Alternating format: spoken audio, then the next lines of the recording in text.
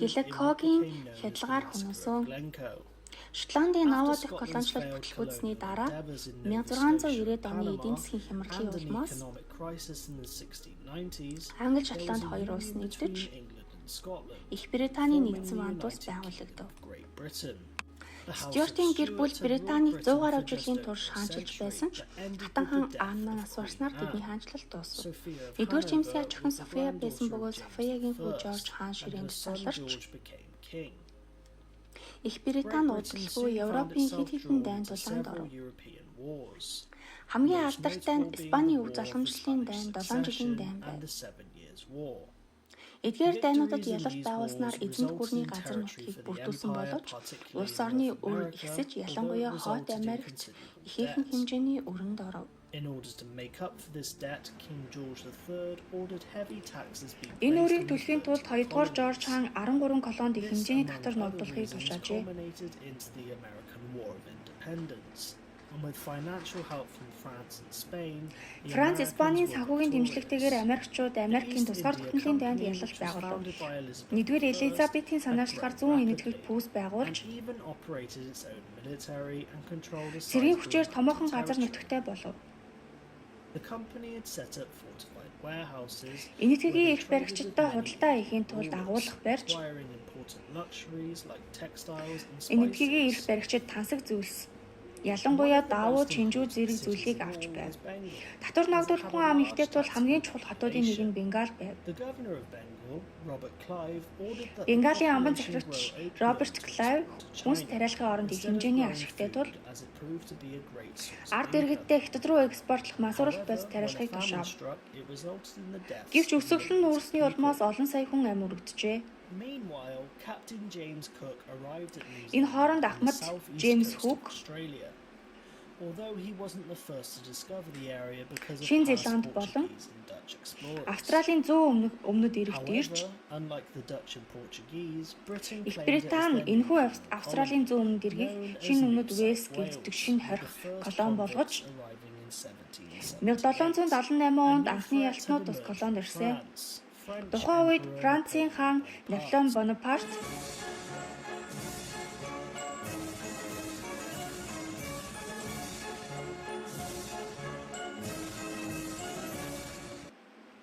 Napoleon had come to dominate most of Europe.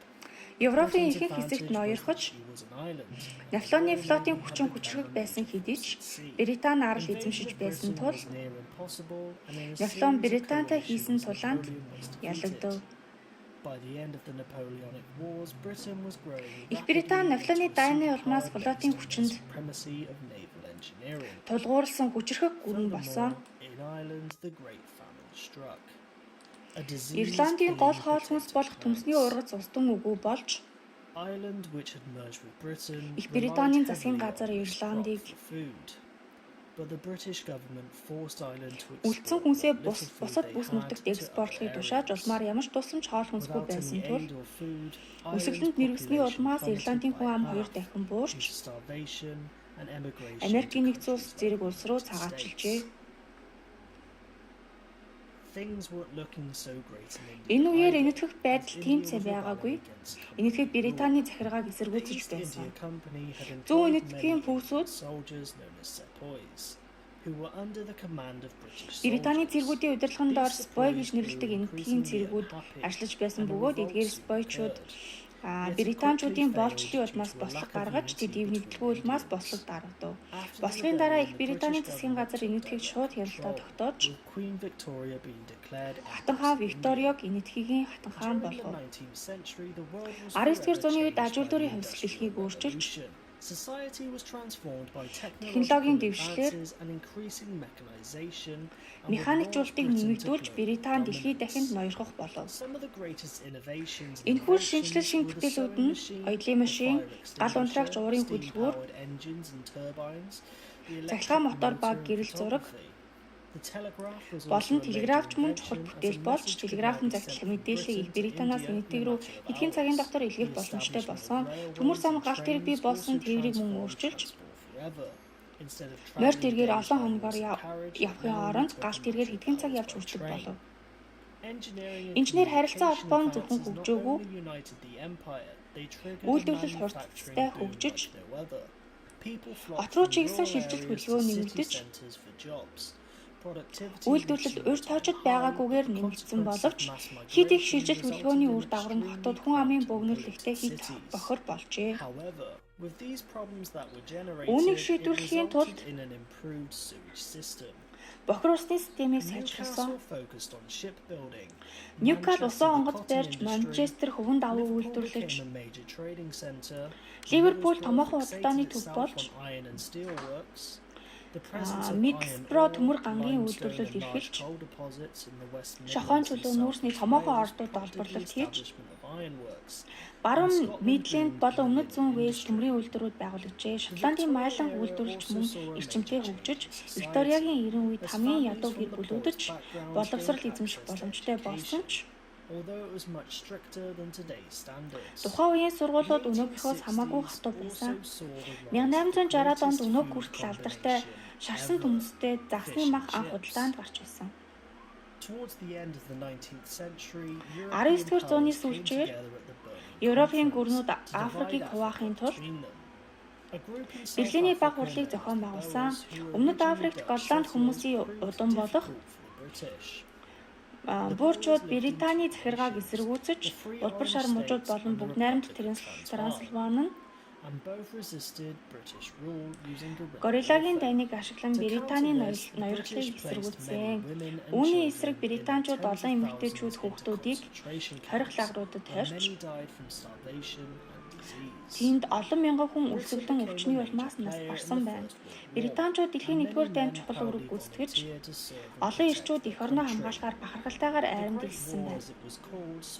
Их дайн гэж нэрлэгддэг энэ дайнд шин зэвсэг техник хэрэгслүүд ашиглагдсан бөгөөд үүнд том байлдааны хүлэг онгоцнууд, нисэх онгоцнууд, их бөө, пулемод, гар бөмбөг хэмээн зэвсэг бөө болон танкыг анх ашиглажээ. Цэргүүд окопуудад маш хүнд нөхцөл тулалдаж, маш хэрцгий дулаануудын гэрч болсон.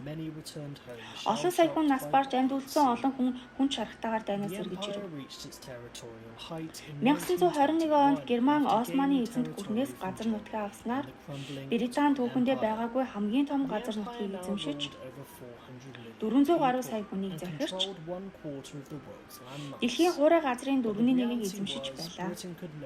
Гэвч бодит байдал дээр Их Британи 1914 оноос өмнөх шигээ эзэнт гүрний хамгаалахын тулд бааз хүлэг онгоц барих боломжгүй болсон юм.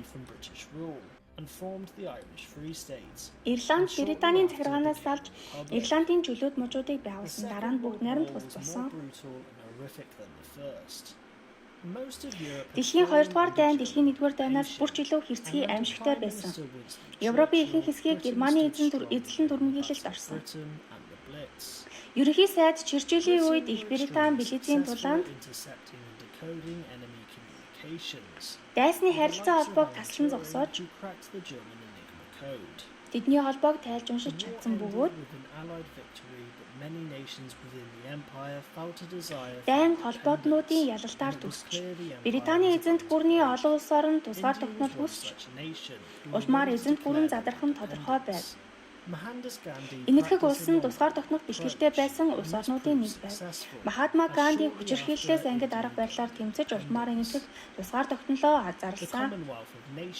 Энэтхэг тусгаар тогтнолоо олж авав.